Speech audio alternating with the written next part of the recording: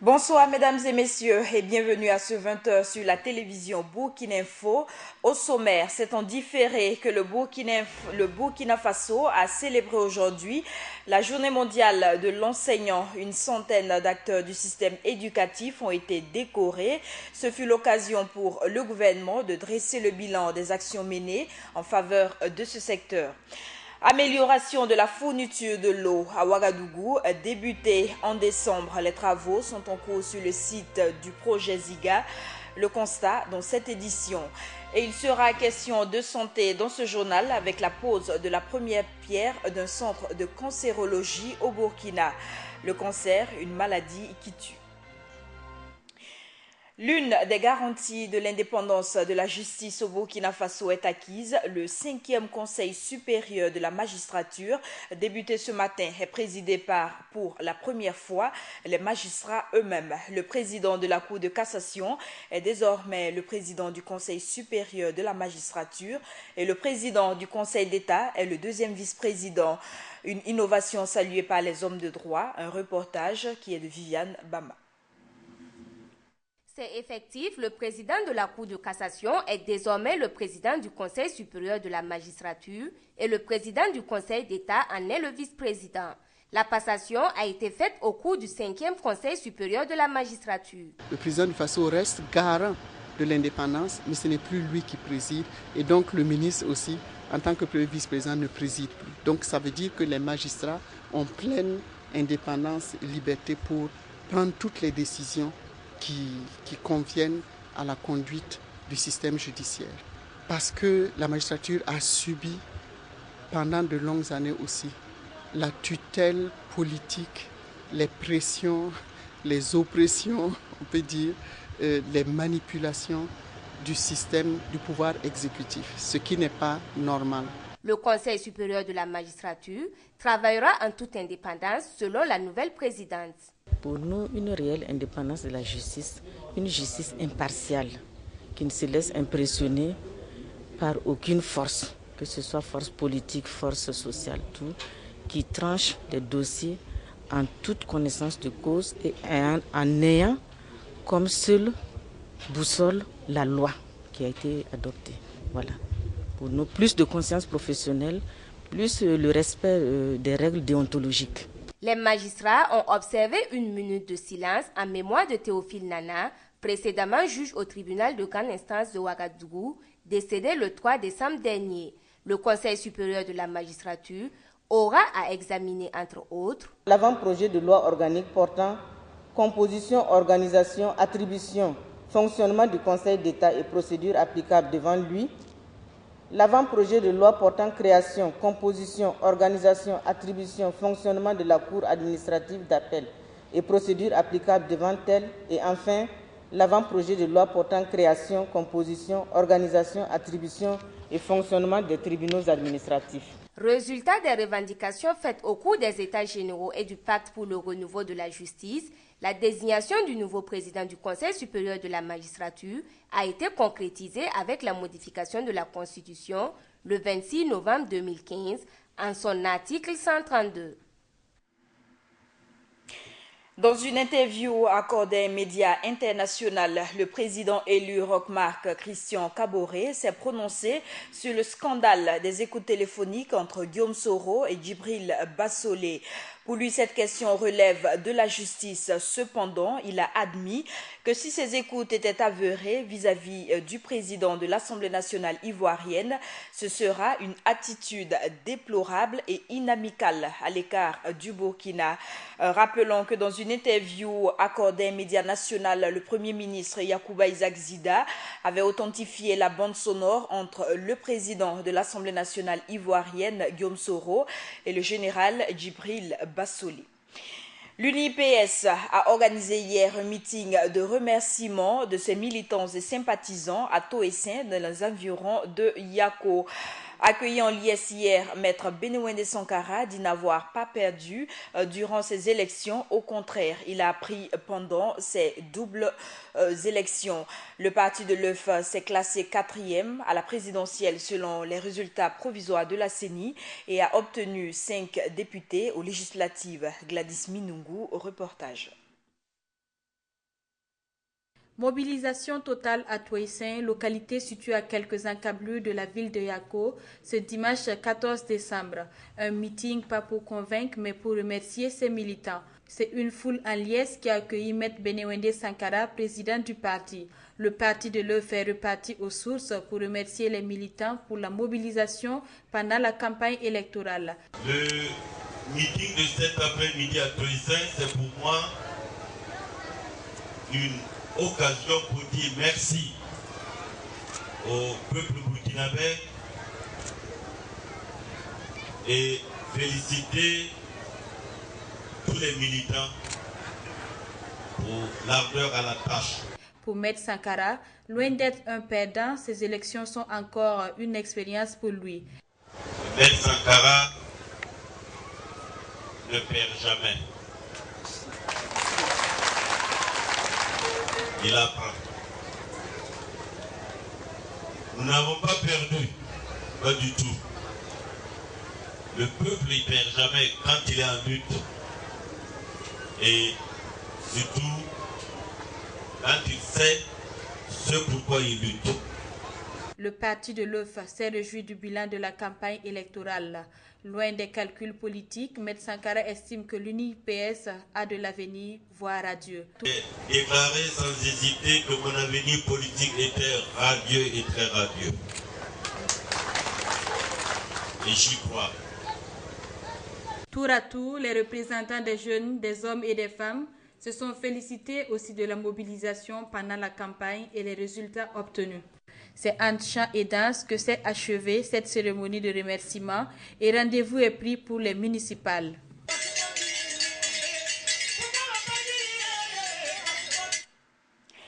Le mérite d'une centaine d'acteurs du système éducatif a été reconnu ce lundi à l'occasion de la Journée mondiale de l'enseignant célébrée en différé. Ils ont tous été décorés ce matin. Présent à la cérémonie, le ministre en charge de l'Éducation nationale, Samadou Koulibaly, a dressé le bilan des efforts consentis par la transition pour une réforme de l'éducation burkinabé. Le point avec Ibrahim Zongo. Le rôle de l'enseignant burkinabé a été magnifié ce lundi 14 décembre 2015 à l'occasion de la Journée mondiale de l'enseignant célébrée en différé. Outre le mérite reconnu de certains enseignants, c'est la noblesse du corps de ce métier qui a été reconnue par la transition. Il s'avère donc nécessaire de donner plus de moyens à tous les enseignants, de leur offrir des conditions de travail décentes, sûres et saines, une autonomie professionnelle et une liberté pédagogique. Une éducation de qualité apporte l'espoir et la promesse d'un meilleur niveau de vie. Il n'existe aucun fondement plus solide pour une paix et un développement durable qu'une éducation de qualité dispensée par des enseignants bien formés, valorisés et motivés. Pour atteindre cet objectif, il faut d'abord relever le défi de l'insuffisance des ressources humaines en charge de l'éducation. Chose qui, même si elle n'est pas totalement effective, est tout de même satisfaisant au regard du taux d'enseignants recrutés cette année. Pour l'encadrement pédagogique, 395 encadreurs du primaire. Au niveau du post-primaire, 364 enseignants en fin de formation à l'École normale supérieure de l'Université de Koudougou, de même qu'à l'IDS, et 900 sur mesure nouvelle, soit un total de 1264 enseignants, seront affectés dans les établissements d'enseignement du post-primaire.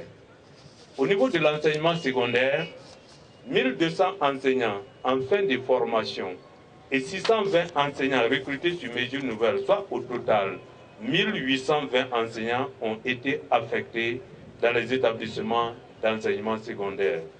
Aussi, le besoin en infrastructure n'a pas été en reste, à en croire le ministre de l'Éducation nationale. À ce sujet, le programme socio-économique d'urgence a permis le lancement de la construction d'une technopole universitaire à l'université de Ouagadougou, la construction d'un amphithéâtre jumelé de 1500 places à l'université polytechnique de Bobo-Dioulasso, la construction d'un amphithéâtre jumelé de 1500 places à l'université de Koudougou. D'énormes efforts ont été consentis, mais encore faut-il plus d'investissement dans le système éducatif burkinabé pour atteindre l'objectif général de l'UNESCO, celui de créer une société durable à travers un personnel enseignant fort. Le pôle bancaire national et la société de fibres de textile Sofitex sont désormais liés par une convention de près de 80 milliards de francs CFA.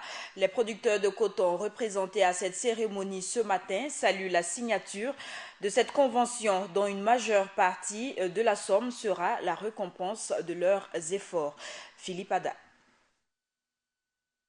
Entre le directeur général de la Sofitex qui appose sa signature sur ce document de prêt et le chef de file du pôle bancaire national qui fait le même geste pour prêter 80 milliards de nos francs, il y a une complicité qui va donner du sourire aux cotonculteurs burkinabés qui passeront bientôt à la caisse. Le coton produit dans les champs, il faut aller le chercher, égrener et puis envoyer à l'extérieur sous forme de fibres. Donc c'est la phase de la commercialisation qui commence et ce financement va nous permettre en tout cas de passer cette phase, c'est-à-dire acheter le coton auprès des producteurs, le transporter jusqu'à l'usine, l'égrener et puis l'envoyer dans les différents ports pour les embarquements auprès de nos clients respectifs.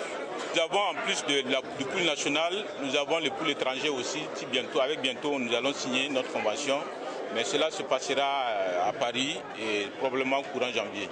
Selon le chef de file du pôle bancaire, cette signature est la marque d'un partenariat gagnant-gagnant. Ce que le pôle bancaire gagne, effectivement, c'est aussi des emplois sûrs et sains. Et nous sommes certains d'être remboursés à bonne date. Donc c'est vraiment un partenariat solide et gagnant-gagnant, comme je l'ai dit tantôt.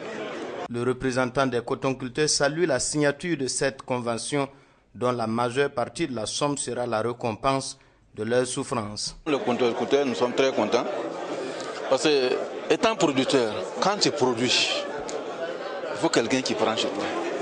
Déjà, nous sommes venus, la Sofitex nous a invités pour venir témoigner la pool bancaire de signature de 80 milliards qu'ils ont donné aux sociétés pour pouvoir payer nos produits. Vraiment, cela, nous sommes très contents de ça parce que rien n'essaie de produire.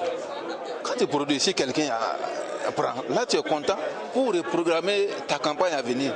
Au nom des 11 banques installées dans notre pays sur 13 qui apportent leur soutien à la société de fibres textiles, le chef de file a annoncé que le pôle bancaire national a consenti à une baisse conséquente du taux d'intérêt du crédit consortial qui passe de 7,75% à 7% l'an. Et la campagne cotonnière 2015 a enregistré environ 800 000 tonnes contre 600 000 en 2014. C'est le bilan établi ce matin par l'Union nationale des producteurs de coton du Burkina, UNPCB. Pour le deuxième vice-président de cette union, cette recette se justifie par plusieurs facteurs. Et c'est toujours avec Philippe Ada.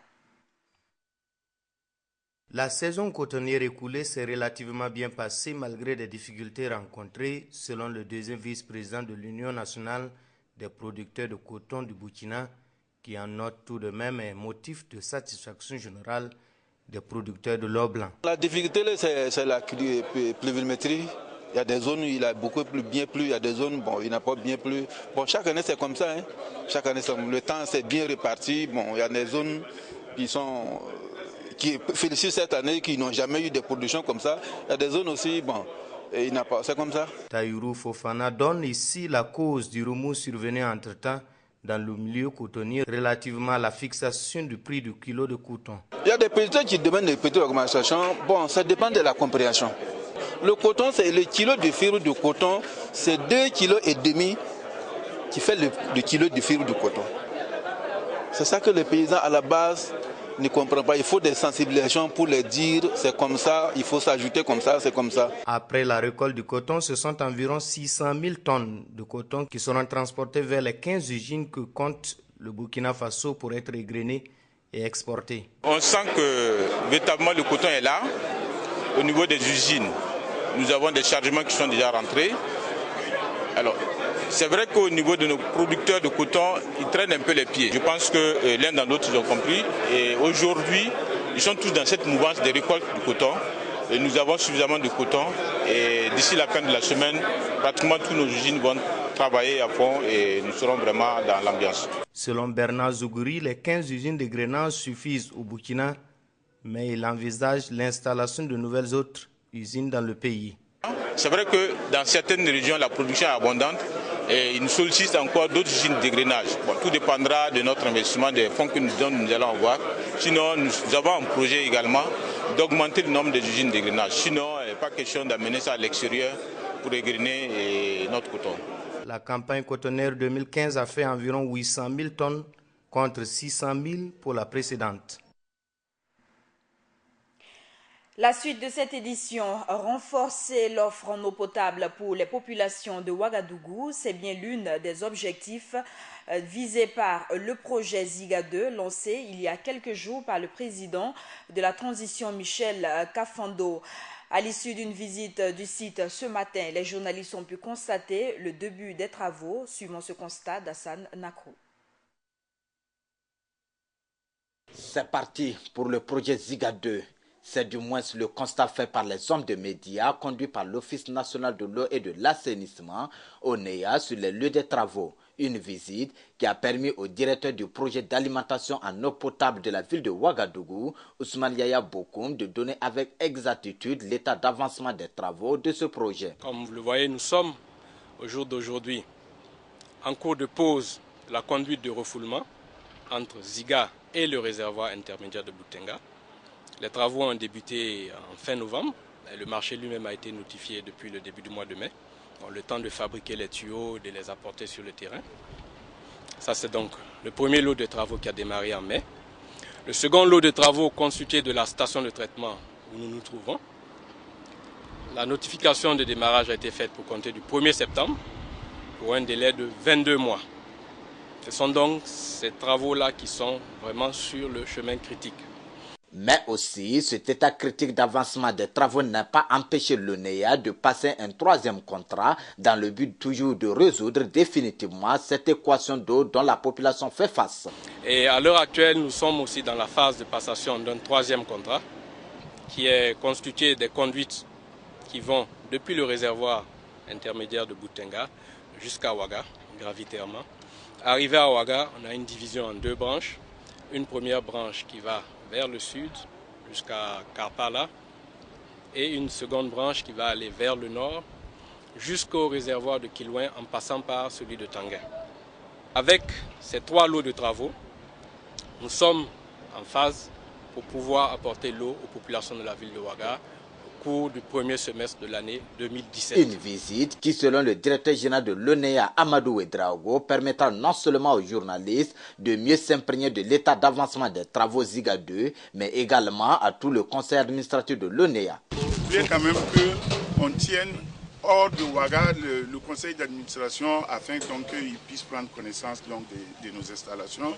Et le deuxième objectif, c'est surtout faire le point avec les administrateurs, mais surtout les journalistes, de l'état d'avancement des travaux de Ziga 2 après le lancement officiel le mardi passé. Avec un besoin en eau compris entre 156 000 et 170 000 m3 par jour, Ziga 1 se trouve donc dans l'incapacité de fournir cette quantité, vu que sa capacité maximale se situe à 156 000 m3 par jour. Avec le projet Ziga 2, c'est 150 000 m3 d'eau par jour qui viendra s'ajouter et cela permettra de couvrir un réseau de distribution de plus de 700 km avec 160 bornes fontaines et 52 000 branchements sociaux d'ici le premier trimestre 2017.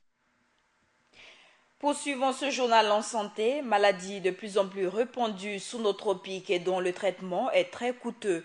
Le cancer tue au Burkina environ 10 000 personnes par an.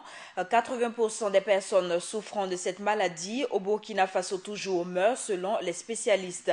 Comment définit-on le cancer? Des spécialistes se prononcent dans ce reportage signé Samba Kassile Traoré.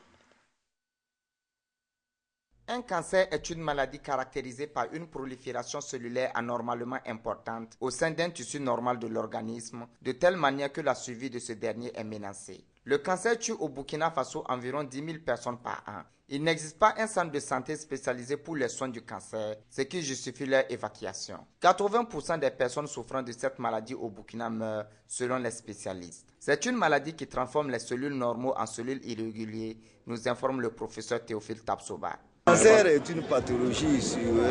En fait, c'est la transformation de la cellule normale en une cellule qui n'est plus régulée, qui se développe en dehors de toute, disons, régulation.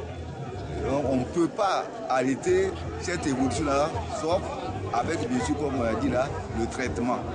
Selon les oncologues médicaux, plusieurs raisons expliquent la contraction du cancer et malgré le manque d'un centre de santé approprié au Burkina, des solutions existent pour soigner les malades du cancer. La maladie du cancer, son problème, c'est qu'il n'y a pas de cause. Il n'y a que des facteurs favorisants.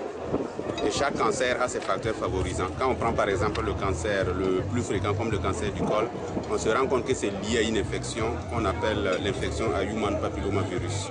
Par contre, quand on prend les cancers comme le cancer du poumon, c'est lié par exemple à la consommation de tabac, à la cigarette particulièrement.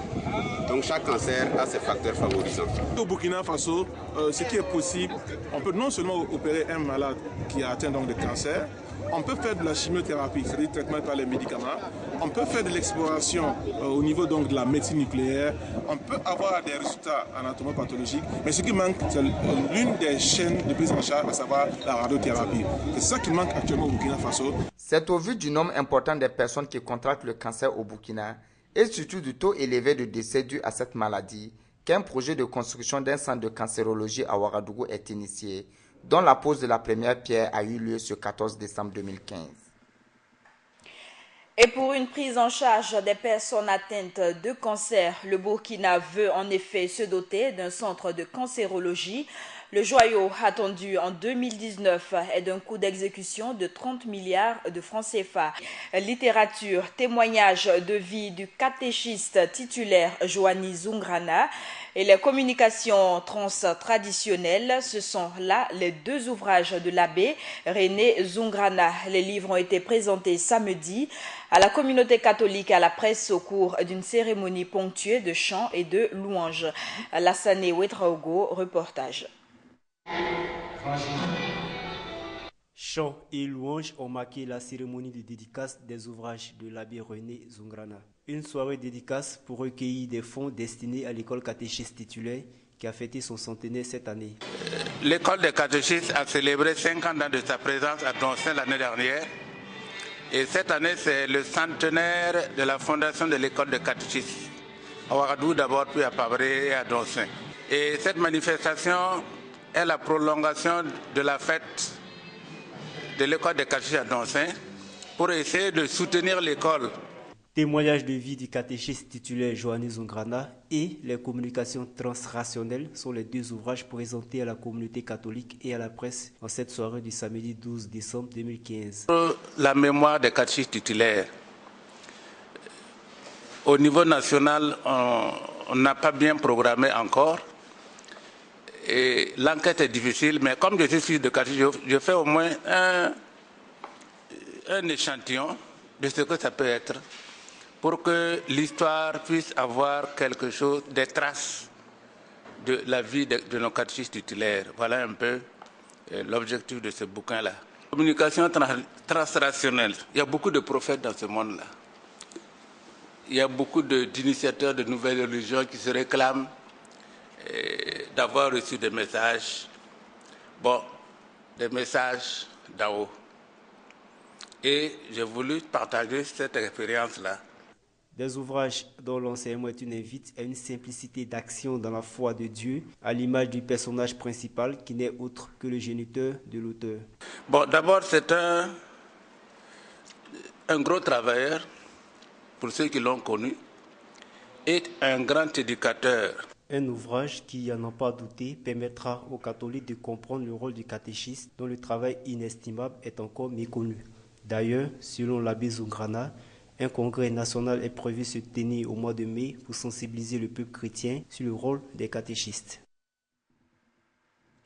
Actualité hors de chez nous, au Mali, un camp de la MINUSMA a été pris possible ce matin à Gao. 4 obus ont été lancés en direction du camp selon un responsable de la MINUSMA. Aucune perte en vies humaines ni des dégâts n'ont été déplorés. Ces tirs d'obus surviennent au lendemain d'une attaque d'hommes armés contre un poste de sécurité ayant fait un blessé parmi les militaires maliens. 2 d'entre eux seraient toujours disparus dans la région de Ségou.